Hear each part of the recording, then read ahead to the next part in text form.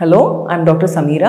I'm a consultant general and laparoscopic surgeon at V9 Hospital, Begumpet. So, మనం ఇవాళ patient awareness సిరీస్లో haemorrhoids, constipation and fissure గురించి మాట్లాడుకుంటున్నాము.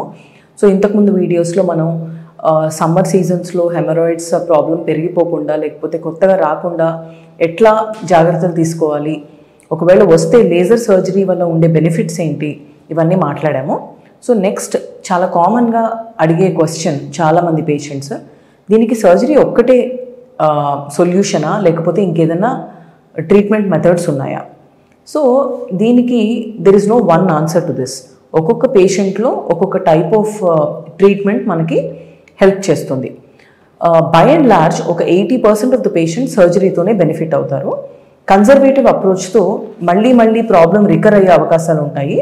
So patient కొన్నాళ్ళు time తీసుకున్నప్పటికీ మళ్ళీ సర్జరీకి వచ్చే అవకాశాలు ఎక్కువ ఉంటాయి. దీంట్లో ఎర్లీ డిసీజ్ అంటే ఫస్ట్ ఎపిసోడ్ ఆఫ్ ఫిషర్ కానీ గ్రేడ్ 1లో ఉండే హెమరాయిడ్స్ కానీ కొన్నిసార్లు కన్జర్వేటివ్ ట్రీట్మెంట్ ద్వారా ట్రీట్ చేసే అవకాశం ఉంటుంది. బట్ దీనికి పేషెంట్ వైపు నుంచి కూడా కోఆపరేషన్ చాలా ఇంపార్టెంట్. వాళ్ళ లైఫ్ స్టైల్ మార్చుకోవాలి, ఫుడ్ హ్యాబిట్స్ మార్చుకోవాలి, ఎప్పటికీ దాన్ని మళ్ళీ రాకుండా పూర్తి జాగ్రత్తలు తీసుకోవాలి. ఇట్లా చేస్తే కనుక కొన్ని ఎర్లీ ప్రాబ్లంలో ఉన్న వాళ్ళు కొత్తగా స్టార్ట్ అయ్యే వాళ్ళలో పూర్తిగా రివర్స్ అయ్యే అవకాశాలు కూడా ఉంటాయి.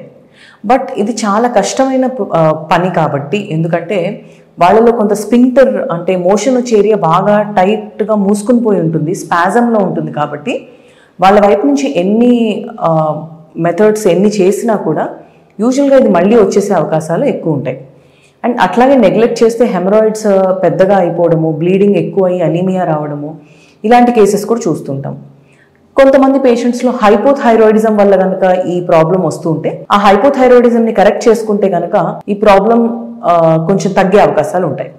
సో ఈ విధంగా కొంతమంది పేషెంట్స్లో ఏజ్ బట్టి, వాళ్ళ లైఫ్ స్టైల్ బట్టి, వాళ్ళ ఫుడ్ హ్యాబిట్స్ బట్టి కన్జర్వేటివ్ ట్రీట్మెంట్ కూడా మనం ఆఫర్ చేస్తుంటాము. సో కన్జర్వేటివ్ ట్రీట్మెంట్లో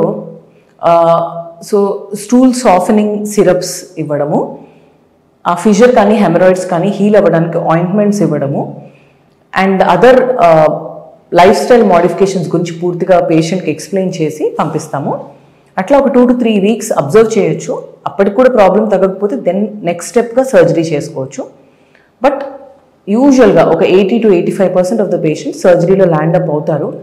అప్పటికప్పుడు కాకపోయినా నెక్స్ట్ 1 yearలో 2 yearsలో they will come back for surgery. ఎందుకనంటే లైఫ్ స్టైల్ మోడిఫికేషన్ సరిగ్గా చేసుకోరు కాబట్టి అండ్ ఫుడ్ హ్యాబిట్స్ మార్చుకోరు కాబట్టి ఇది ఎక్కువగా చూస్తుంటాము. ఒకవేళ స్ట్రిక్ట్గా లైఫ్ మొత్తం మార్చేసుకుంటాము అని అనుకుంటే కనుక తప్పకుండా దీనికి కొన్ని కేసెస్లో కన్జర్వేటివ్గా ట్రీట్ చేసే అవకాశం ఉంటుంది. Thank you.